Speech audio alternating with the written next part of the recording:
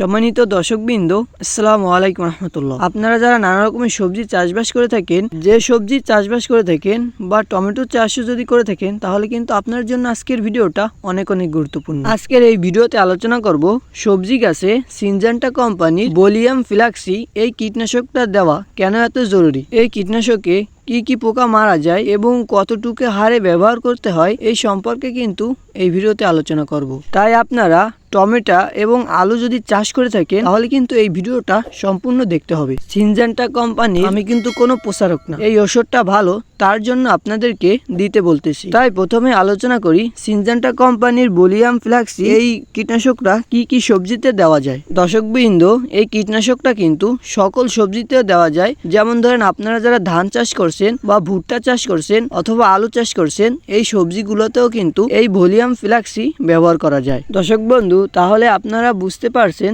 যে এই কীটনাশকটা কিন্তু সকল সবজিতেই দেওয়া যাবে। এখন আলোচনা করি এই কীটনাশকের কাজ কি। এই কীটনাশকটা কিন্তু দুটি কম্পোজিশন আছে। প্রথম একটা কম্পোজিশনের নাম বলি, সেটা হচ্ছে থায়ামেথাক্সাম। থায়ামেথাক্সাম এই ওষুধটা কিন্তু শোষক পোকার ওষুধ। আপনারা অনেকেই বলতে পারেন শোষক পোকা আবার কি। আপনারা যারা সবজি চাষবাস করে থাকেন, আপনারা অনেকেই জানেন শোষক পোকা কি, কিন্তু আপনারা জানেন না অনেকেই যে শোষক পোকা কি কি ক্ষতি করতে পারে। এই শোষক পোকাটা কিন্তু খালি চোখে দেখা যায় না। এই শোষক পোকা কিন্তু অনেক ক্ষতি করে থাকে। কি কি ক্ষতি করে থাকে সেই সম্পর্কে বলি। আপনারা যারা টমেটো চাষ করছেন, আপনার গাছে যদি পাতা কুকড়ে যায়, তাহলে কিন্তু এই শোষক পোকা দায়ী। এবং আপনারা আলু চাষ করছেন, আলুর পাতা যে কুকড়ে যায়, তার জন্য কিন্তু এই শোষক পোকা দায়ী। যে কোনো সবজির পাতা কুকড়ানোর সমস্যার জন্য কিন্তু এই পোকা দায়ী থাকে। এই শোষক পোকায় কিন্তু শুধু পাতা কুকড়ানোর সমস্যা লক্ষ্য করা যায় না, এই শোষক পোকার কারণে কিন্তু গাছের পাতা হলুদ হয়ে যায় এবং গাছটা ভাইরাস হয়ে যায় এবং গাছের ফুল ঝরে যায়। নানা রকমের সমস্যা কিন্তু এই শোষক পোকার জন্য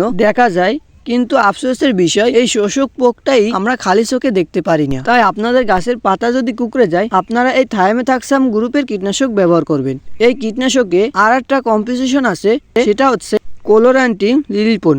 এই গ্রুপের কীটনাশকটা মূলত লেদা পোকার জন্য ভালো কার্যকারী। লেদা পোকায় কি কি ক্ষতি হয় সেটা আপনাদেরকে একটু বলি। ফল ছিদ্রকারী পোকা, এটা কিন্তু লেদার সমস্যা। এবং সিম গাছের ডগা ছিদ্রকারী পোকা, এটা কিন্তু লেদার জন্য হয়ে থাকে। বেগুনের ডগা ছিদ্রকারী কিন্তু এই লেদা পোকায়। এবং আপনারা যারা যে কোনো সবজি চাষ করে থাকেন, তারা কিন্তু দেখতে পারেন যে কোনো পাতার সাইড থেকে কিছু অংশটা নিয়ে কোন পোকার জন্য খেয়ে ফেলছে, এটাও কিন্তু লেদা পোকায় খেয়ে থাকে। এবং ধানের যে মাজরা যে সমস্যাটা, এই সমস্যাটার জন্য কিন্তু আপনারা এই বলিয়াম ফ্লাক্সি ব্যবহার করতে পারেন। এখন সংক্ষেপে আলোচনা করি আবার শোষক পোকার জন্য এবং লেদা পোকার জন্য এই বলিয়াম কতটুকু ব্যবহার করতে হয় সেই সম্পর্কে। যে কোনো সবজির জন্য, যে কোনো ফসলের জন্য যদি শোষক পোকার জন্য এই কীটনাশকটা ব্যবহার করেন বা পাতা কুকড়ানো সমস্যার জন্য যদি এই কীটনাশকটা ব্যবহার করেন, তাহলে প্রতি 16 লিটার পানিতে 10 গ্রাম ব্যবহার করবেন। প্রতি লিটার পানিতে 10 গ্রাম ব্যবহার করবেন। এর বেশি যেন না হয় এবং কমও যেন না হয়। টমেটো ছিদ্রকারী পোকা,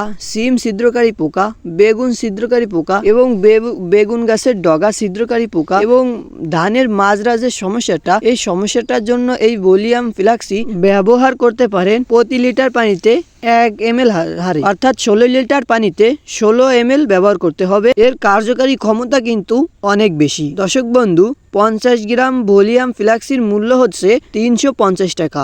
এর দামও যেমন বেশি, এর কার্যকারী ক্ষমতাও কিন্তু অনেক বেশি। যতই দাম বেশি হোক না কেন দর্শক বন্ধু, যদি কার্যকারী ক্ষমতা ভালো হয় তাতেই যথেষ্ট। তাই আপনারা চাইলে এই ভলিয়াম ফ্লাক্সি এই কীটনাশকটা ব্যবহার করতে পারেন এই সমস্যার জন্য। তা দর্শক বন্ধু, এই ছিল আজকের ভিডিও। তাহলে সবাই সুস্থ থাকেন, ভালো থাকেন। আসসালামু আলাইকুম ওয়া রাহমাতুল্লাহ।